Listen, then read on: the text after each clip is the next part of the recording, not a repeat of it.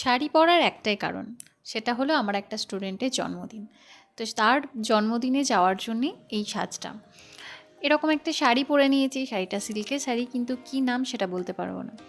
তার সঙ্গে একটা সোয়েটারও পরে নিয়েছি, তার কারণ প্রচুর ঠান্ডা পড়েছে। হালকা একটু মেকআপ করে নিলাম। আর কেমন লাগছে মেকআপ লুকটা? একদমই হালকা, তোমরা জানিও। একদম রেডি হয়ে গেছি। চুলটা তো খুলে রাখলে হবে না, তার কারণ হচ্ছে আমার এত বড় চুল নিয়ে আমি এখন এই রাত্রেবেলায় বাইরে যেতে পারবো না। তো তার জন্য চুলটাকে বেঁধে নিলাম। এবং আমি কতটা মানে কনফিউজড আমার শাড়িটা নিয়ে, দেখো, একবার ছেড়ে পড়ছি, আবার একবার প্লিট করে পড়ছি, মানে আমার পছন্দই হয় না, বিশাল খুঁতমুতে আমি। তো ফাইনালি আমি লাস্টে এরকমভাবেই আবার করলাম, প্লিট করে নিলাম, গিফট নিয়ে নিলাম। এবার চলে গেলাম ওদের বাড়ি, আর পৌঁছেও গেছি। এখানে গিয়ে তো সব বান্ধবীরা চলে এসছে ওর। আর বান্ধবীরা থাকলে মেয়েরা তো মেয়েই হয়, মানে এত গল্প, এত হাসি, এসব মেয়েরাই পারে, সত্যি এটা। মানে এটা আমিও আমার দিক থেকেও এটাই বলবো যে আমিও এককালেই ছোটোবেলায় এরকমই ছিলাম। খুবই হাসতাম, খুবই মানে বকবক করতাম। তো কেক কাটার পর্বও শেষ হয়ে গেছে, কেকও কেটে ফেলেছে আমাদের বার্থডে গার্ল। আর আমাদের বার্থডে গার্লের নাম হচ্ছে অনুষ্কা, যে হচ্ছে আমার গানের স্টুডেন্ট।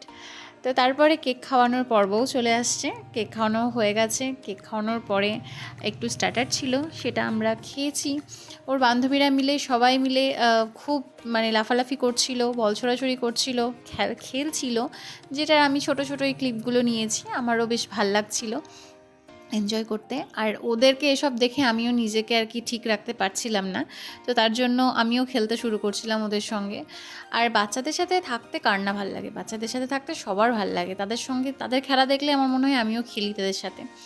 বেলুনটা ফুটেও গেল খেলতে খেলতে, বাচ্চাটা বেচারি কষ্ট পাচ্ছিল। তোমরা বলো তো ওরা কী গানে নাচছে? এটা তো খুব কমন একটা গান, আর খুব ফেভারিট সবার এখন।